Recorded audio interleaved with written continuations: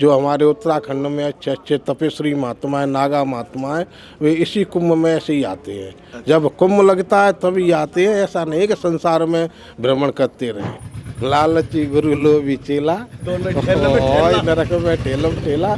इसको ना तो गुरु माना जाएगा ना शिष्य माना जाएगा। गुरु कभी लालची नहीं होते हैं और लालची शिष्य कभी साधु नहीं बनते हैं। पर गुरु गुरु ही होता है। गुरु कैसा? गुरु गूंगा, गुरु बावला, गुरु देवों का देव। गुरु तो देवों का देवता होता है, गुरु में क्या गुण होगा? ज्ञान दीक्षा दी जाती है, साथ साथ में उनके लिए धर्म का मार्ग भी पढ़ाया जाता है। उस मार्ग पर चल करके भी सब अपना धर्म का प्रचार करेंगे और अपने भविष्य में आगे बढ़ेंगे और सनातन धर्म को आगे बढ़ाते रहेंगे।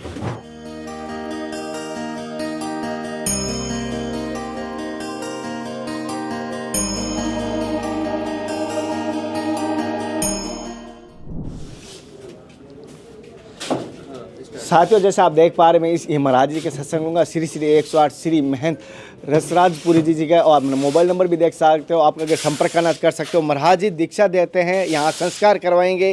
जैसे उत्सव भी मैं दर्शन कराऊंगा, संस्कार किस प्रकार करवा रहे हैं, और साथ साथ संस्कार लेने वाले और सभी साधकों के लिए कहूँगा, और जो गुरु बन रहे हैं और शिष्य बन रहे हैं, दोनों के लिए साहित्यक आज की सत्संग अद्भुत रहेगी।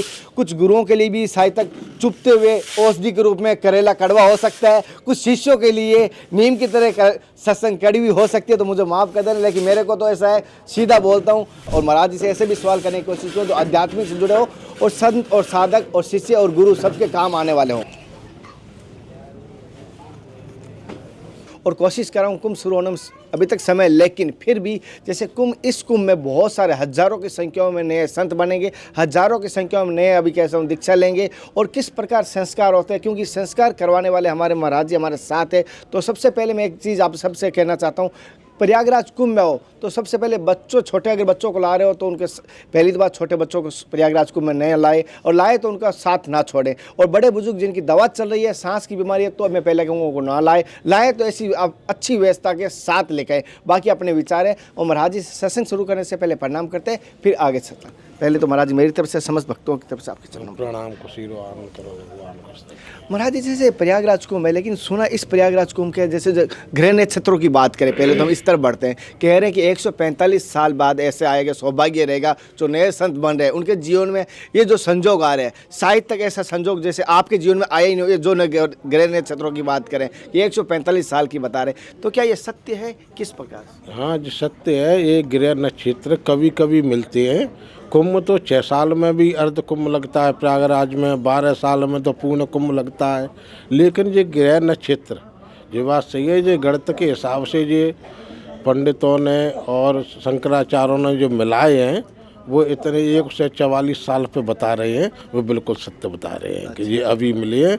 और ऐसा पूर्ण कुंभ आगे भविष्य में न जाने कब मिलेगा, ये भी अभी कोई ऐसे निश्चय नहीं है। जैसे गुरुजी ने बताया, और बहुत सारों का भी सौभाग्य रहेगा। जैसे महाराज जी का 6 साल 12 साल में तो आता है, ये इसके लिए बहुत सारे साधक, बहुत सारे संत बनने वाले साधक होंगे, इंतज़ार भी करते हैं और दीक्षा के लिए। गुरुजी जैसे अभी इस बार इस कुंभ में नए कितने साधक और संत बनने वाले, कितने संस्कार अभी इस कुंभ में होंगे अंदाज से? ये तो हमारे जो नागा संस्कार होते हैं अखाड़ों में, सन्यासियों में कई हजार बनेंगे।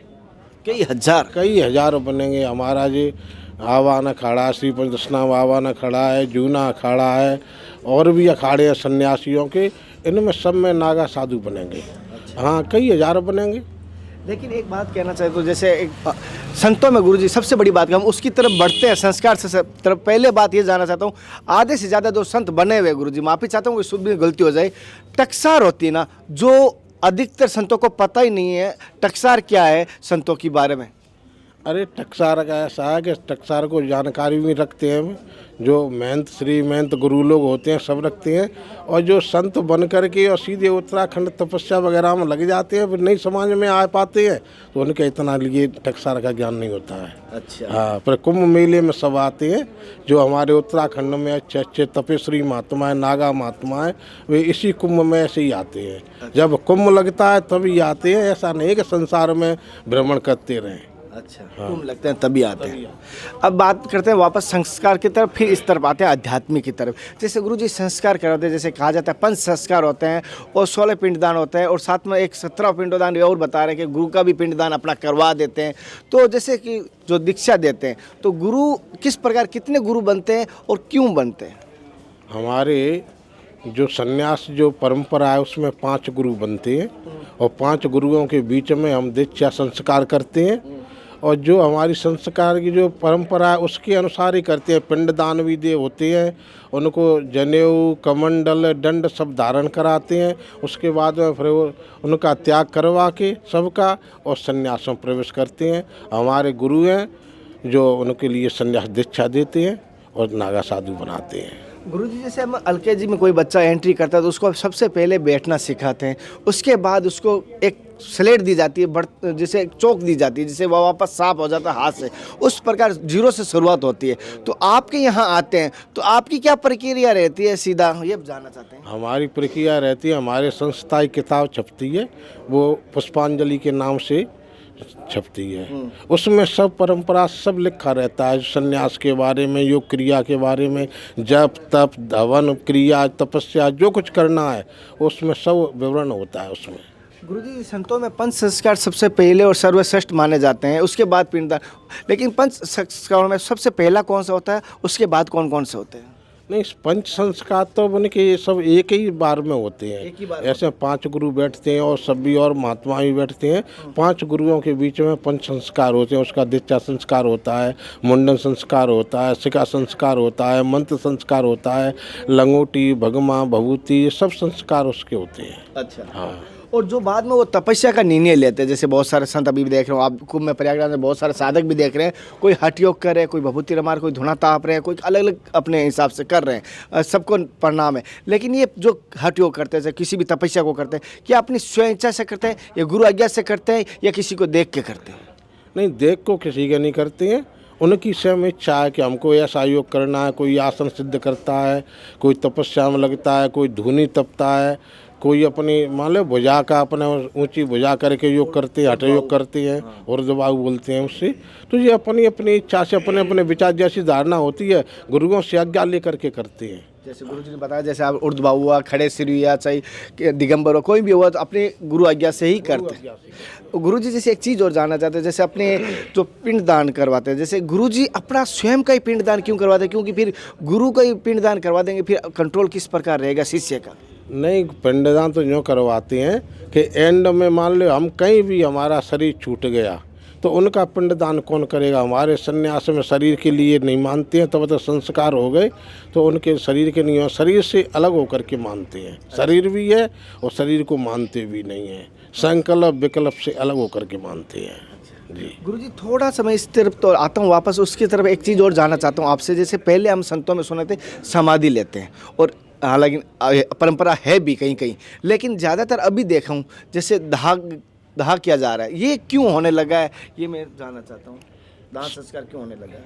नहीं, दाह संस्कार सन्यासियों का नहीं होता है, ये अपनी अपनी परंपरा वैष्णवों में होता है, और वो उनका होता है, उसमें कोई ऐसा वो नहीं है। वैष्णवों में दाह संस्कार भी होता है, जल समाधि जल संस्कार भी होता है। ऐसे सन्यासियों में, ऐसे तीर्थ में किसी का शरीर पूरा हो जाए सन्यासिया का तो हम जल समाधि भी दे सकते हैं। हैं, और अपने वैसी पृथ्वी में भी समाधि दे सकते हैं, पृथ्वी में तो होती ही है।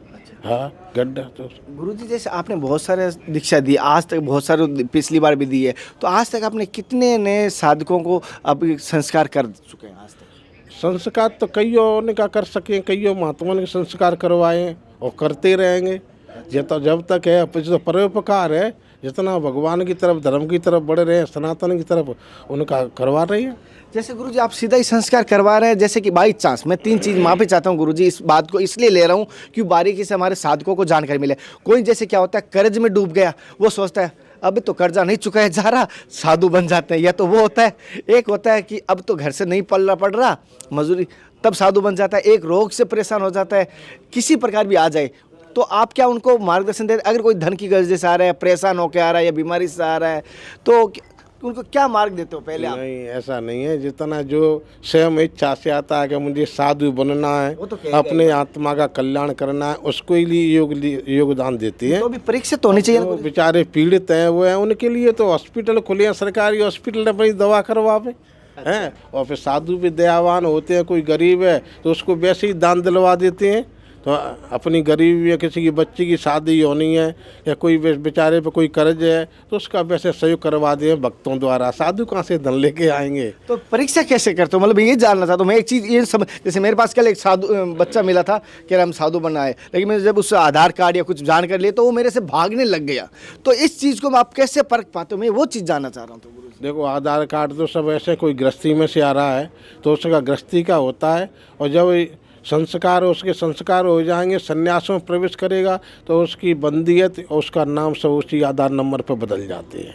अच्छा, जी, उसी आधार पर बदलवा देते हो। उसी आधार पर बदल नंबर वही रहता है आधार नंबर का। लेकिन उसको शरणागति मंत्र पहले नहीं देते हो या सीधा दीक्षा ही देते हो? नहीं नहीं, पहले वो आएगा शरणागत में रहेगा, पहले ये भी जाना ही पहले पंच संस्कार होंगे, उसके बाद में हम आप खूब उसकी परीक्षा ले लेंगे, उस पर विश्वास है कि हाँ जी इसके योग क्रिया में रहेगा तो उसका संस्कार करवाएंगे। गुरुजी मैं ऐसे ही हूँ, छोटे छोटे इसलिए सवाल लेता हूँ कि मुझे बारीकी से कि सब तक जानकारी पहुँच सके, इसलिए गलत मत समझना। जैसे अब शरणागति मंत्र होता है तो उसको कितने टाइम तक रखा जाता है और उसकी क्या क्या परीक्षाएं होती है उसके बीच में? क्योंकि शरणागति मंत्र के बीच में ही उससे पूरा परखा जा सकता है, उसको सही सार समझा जा सकता है। शरणागत मंत्र का कोई ऐसी अवस्था नहीं होती है कि जितना टाइम हो, एक विश्वास होता है। जब शिष्य पे गुरु का विश्वास हो जाता है तभी उस शरणागत में माना जाता है। अच्छा जी। अब जैसे आपने इतनी तो बात बताई, अब उस शिष्य को भी पता चल जाए, मैं जो नए साधक बन रहे हैं और जो बन गए शायद भूले भटके उनको भी पता चल जाएगा शिष्य का क्या कर्तव्य होता है और शिष्य के प्रति गुरु का भी क्या कर्तव्य, क्योंकि एक पहलू है, दोनों एक दूसरे सिक्के को पहलू है। ऐसा नहीं कि हम शिष्य को ही लेके चले, गुरु को भी लेके चलना चाहिए। गुरुजी माफी चाहता हूँ, मेरे ऐसे ही बात कहने की आदत है, अर्जुन की तरह सवाल करता रहता हूँ। गुरु का योगदान रहता है शिष्य के लिए शिक्षा दीक्षा, आगे भक्ति मार्ग में ज्ञान मार्ग में बढ़ाना, परोपकार की शिक्षा देना, कहीं अपने जहाँ जाओ जहाँ धर्म का प्रचार करना, और शिष्य का कर्तव्य उसको स्वीकार करके गुरु का आशीर्वाद समझ के वो आगे बढ़ करके वो ऐसा ही करता है, आगे धर्म का प्रचार करता है, जनता जनार्दन का कल्याण होता है। अच्छा जी। और जैसे गुरु जी अगर कहना नहीं चाहिए, हालांकि गुरु को कुछ चाहिए नहीं, लेकिन फिर भी गुरु अगर जैसे कहते हैं ना अपने गुरु दीक्षा में क्या लेते हैं गुरुजी और शिष्य से ज़्यादा क्या मांगे जाते हैं? नहीं, गुरु दीक्षा में तो शिष्य का जो श्रद्धा अनुसार जो योगदान होता है वही लेते हैं। ऐसा कुछ नहीं है कि हमारे लिए जी शिष्य दे।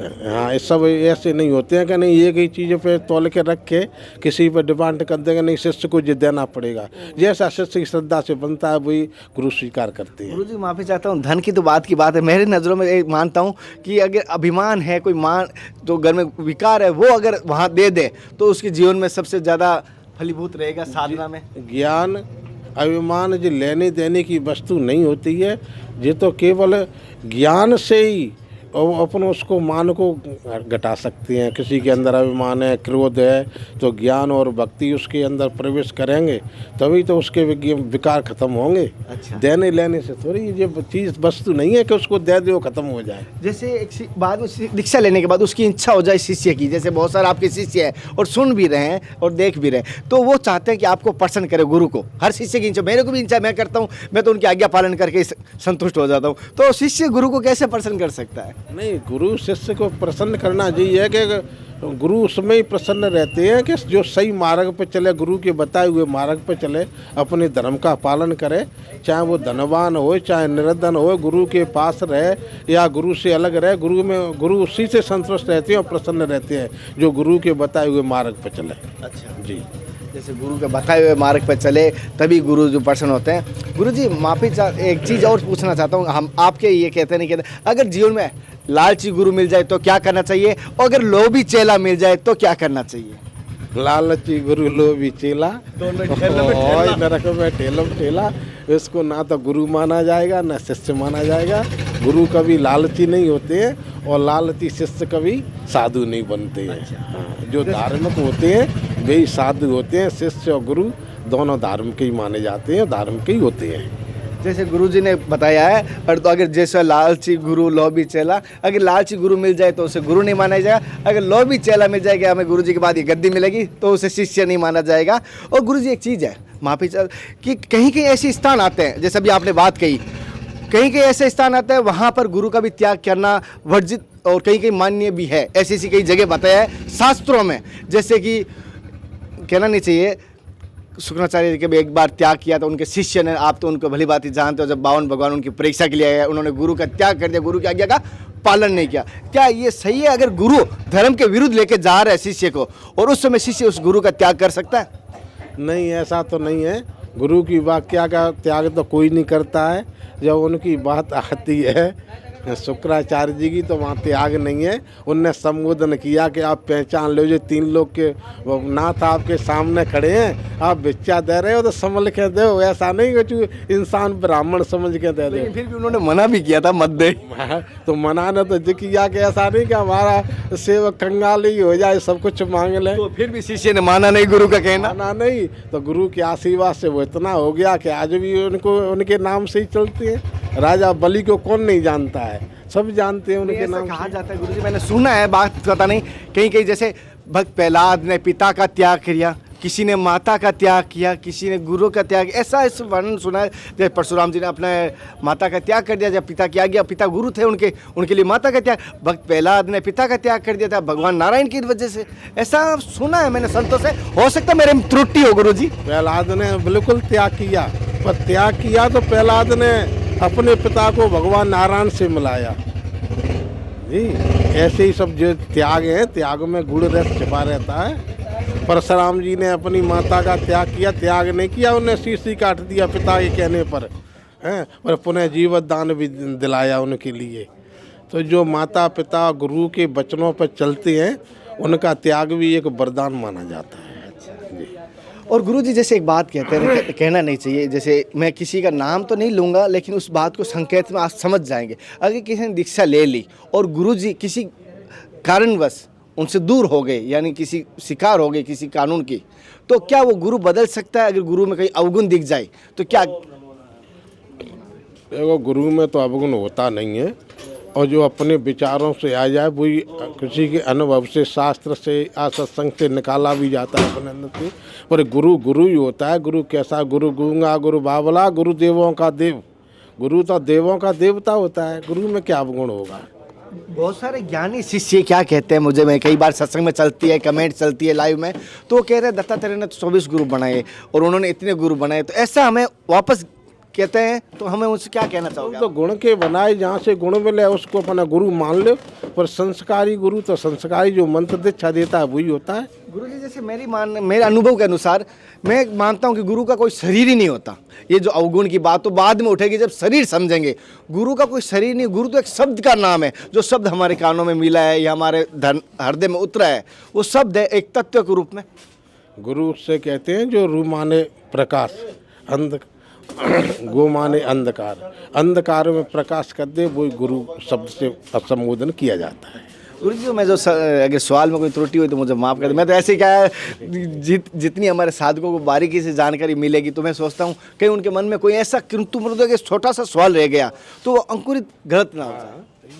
आप जैसे अभी नए साधकों को, नए दीक्षा ले रहे हैं उनको, और क्या मार्गदर्शन देंगे?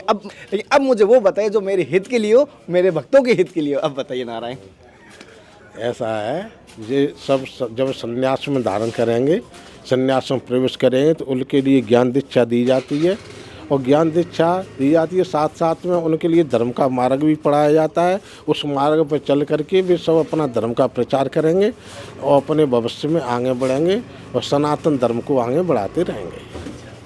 जैसे महाराज जी ने बताया, हालांकि मैं दीक्षा की प्रक्रिया भी बताऊंगा पूरी, और महाराज जी से जुड़ा भी रहूंगा। कोई ऐसी अपडेट आई या कोई भी जानकारी आई तो महाराज जी से लेके दूंगा। महाराज जी जैसे हम यहाँ बता दूं, आप जैसे देख पा रहे हो महाराज जी के ऊपर मोबाइल नंबर भी दिए हुए हैं, नाम भी दिया हुआ है। अगर कोई संपर्क करना चाहे, सार्वजनिक कर रहा हूँ मैं। गुरुजी सार्वजनिक कर रहा हूँ, मेरे को दोष मत देना। कोई ज़्यादा फोन आ जाए, ज़्यादा फोन आ जाए तो मुझे दोष मत देना। नहीं, आपका कोई दोष नहीं है किसी का, सब सार्वजनिक ही है, सब धर्म का प्रचार है। और हम तो ये कह रहे हैं, हमारा भी आशीर्वाद है, आप धर्म का प्रचार सदा करते रहें। जैसे साथियों आज महाराज जी सत्संग लिए कोई त्रुटि और मेरी गलती हुई तो मुझे माफ़ करना, मेरे ऐसे शब्दों में त्रुटि हो जाती है। और संतों के दर्शन लगातार आपको करवाता रहूँगा। मैं निमित्त मात्र हूँ, करवाने वाले हरि और गुरु है। अगले दर्शन के बाद फिर मिलता है, तब तक जय हिंद, वंदे मातरम, हर हर महादेव, हरे कृष्णा। हे नाथ, हे मेरे नाथ, मैं आपको बोलूँ नहीं। जय गुरुदेव, जय संत भगवान की।